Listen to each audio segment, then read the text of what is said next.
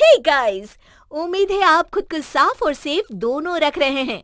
बहुत जरूरी है हम सबका इस वायरस से बचना, जागरूक रहना और इससे जुड़ी हर खबर के बारे में पता होना।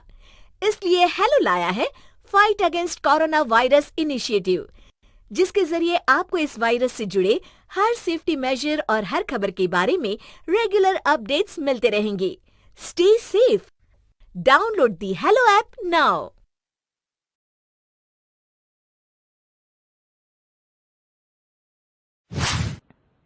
लक्ष्मी का अपने घर में पूरा दबदबा था।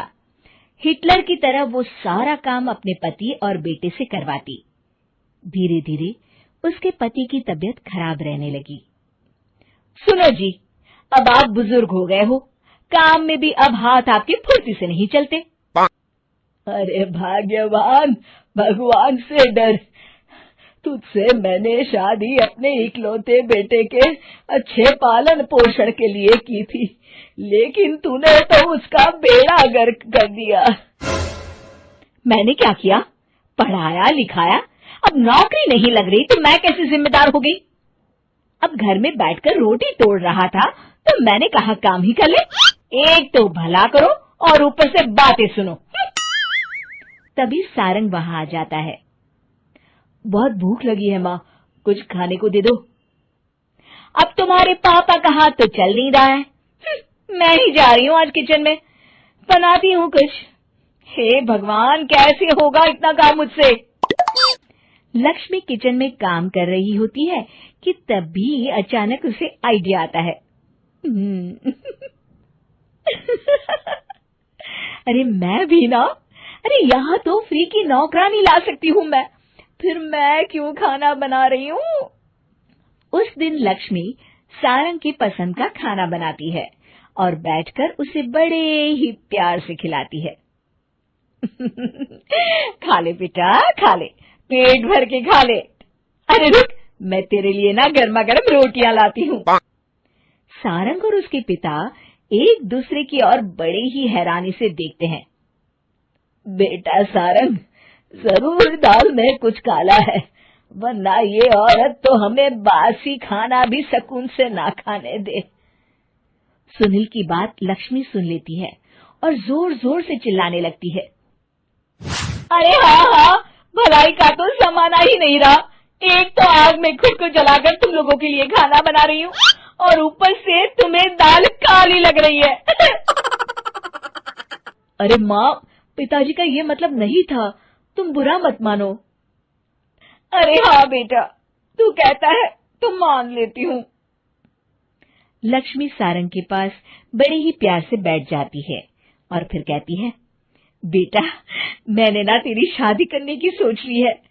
अब तेरे पिताजी के हाथ भी नहीं चलते, तो सोच रही हूँ तेरे लिए बीवी ले आऊं। अब पता नहीं ना मैं भी कब मर जाऊं। अब ऐसे भाग्य भी कहाँ है हमारे। क्या कहा? अरे हाँ, तुम तो चाहते ही हो कि मैं मर जाऊं, लेकिन मैं अपनी प्यारी बहू का चेहरा देखे बिना नहीं मरूंगी। हाँ माँ, शादी तो मैं कर लूं, लेकिन मैं नौकरी नहीं करता, फिर कोई क्यों देगा मुझे अपनी बेटी? अरे क्यों नहीं देगा बेटी? इतना बड़ा घर, खेल खलियान है, किस चीज की कमी है हमारे पास? जो आएगी राज करेगी, राज। हम तो ना कर पाए राज, ये बोलो कि एक और नौकर तुम्हारे पास आ जाएगा। मैं कहती हूँ चुप हो जाओ। अरे खुद के घर का खाना बनाएगी तो क्या नौकरानी हो जाएगी? अब तुमसे तो किचन का काम होता नहीं, तो कोई तो करेगा ना। ठीक है माँ, तुम जैसा सही समझो बस। अब मेरी एक शर्त है, लड़की जो भी हो वो दिखने में कैसी भी हो या कहीं की भी हो, बस पढ़ी लिखी होनी चाहिए। अरे हाँ, ला देंगे पढ़ी लिखी बेटा, मैंने कौन सा काम करवाना है उससे। हाँ। और फिर एक दिन पास के गांव की ही रति से सारंग की शादी हो जाती है। रति दिखने में बहुत ही सुंदर थी, साथ ही साथ काफी पढ़ी लिखी थी। रति को लक्ष्मी के सौतेले होने की बात पता नहीं थी। शुरू शुरू में जब रति ने सारंग को घर का काम करते देखा तो हैरान रह गई। अरे, ये तो अच्छी बात है कि आप घर का काम करते हैं, लेकिन मैं तो घर में ही हूं ना, आप क्यों कर रहे हैं जी? जाइए, आप नौकरी के लिए अप्लाई कीजिए ना। तभी लक्ष्मी वहां आ जाती है। अरे रति बहू, करने दे उसे काम। और हाँ, मेरे घर के कुछ नियम है, कायदे हैं, यहाँ बीच में ना ही बोलो तो तुम्हारे लिए अच्छा होगा। रति को लक्ष्मी की बात कुछ अजीब सी लगती है।